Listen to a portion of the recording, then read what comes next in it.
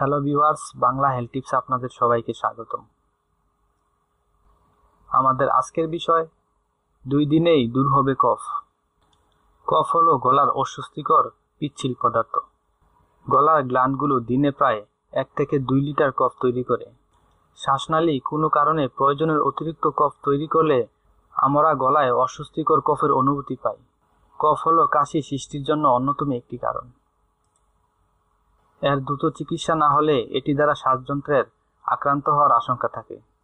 চিকিৎসকের কাছে যাওয়ার আগে ঘরোয়া কিছু উপায়ে এই সর্দি কফ দূর করা যায় সহজেই। আসুন তাহলে দেরি না করে জেনে নেই কিভাবে ঘরোয়া উপায়ে সর্দি কফ দূর করা যায়। আদা। একটি পাত্রে পানি নিয়ে 1 টেবিল চামচ আদার কুচি মেশান। এবার একটি ঢাকনা দিয়ে ঢেকে 5 মিনিট জাল দিন। ঝলক আসলে এতে সামান্য মধু দিয়ে দিন। দিনে 3 বার এই পানীয় পান করুন।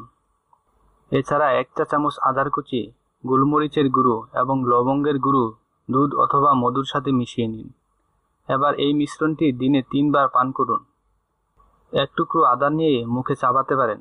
আদার রস বুকের কফ সরিয়ে ফেলে আরাম দেয়। হলুদ। হলুদে থাকা কার্কুমিন উপাদান বুক থেকে কফ সরিয়ে ফেলে। এর অ্যান্টি ইনফ্ল্যামেটরি উপাদান গলা ব্যথা, বুক ব্যথা দূর করে।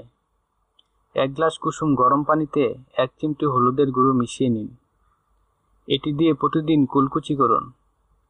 এছাড়া 1 গ্লাস দুধে আধা চা চামচ হলুদের গুঁড়ো মিশিয়ে জাল দিন। এর সঙ্গে 2 চা চামচ মধু এবং 1 চিমটি গোলমরিচের গুঁড়ো মেশান। এই দুধ দিনে 2 থেকে 3 বার পান করুন। লবণ পানি। লবণ শ্বাসযন্ত্র থেকে কফ দূর করে দেয়। বুকের সর্দি কফ দূর করতে সহজ এবং সস্তা উপায় হলো লবণ পানি। 1 গ্লাস কুসুম গরম পানির সঙ্গে 1 চা চামচ লবণ পানি নিন। এটি দিয়ে দিনে 2 থেকে 3 বার কুলকুচি করুন। লেবু এবং মধু। লেবু পানিতে 1 চা চামচ মধু মিশিয়ে পান করুন। মধু শ্বাসযন্ত্রের ব্যাকটেরিয়া ধ্বংস করতে সাহায্য করে। Apple cider vinegar. গলার কফ সরাতে আপেল সাইডার ভিনেগার দারুণ কাজ করে।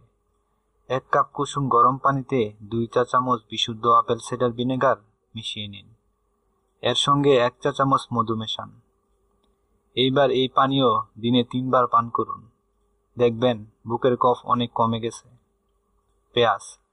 আধা কাপ পেঁয়াজের রস, আধা কাপ লেবুর রস, মধু আধা কাপ এবং একই পরিমাণ পানি একসঙ্গে চুলায় জাল দিন। কিছুটা গরম হলে নামিয়ে ফেলুন। কুসুম এই পানি দিনে 3 বার পান করুন, আরাম পাবেন।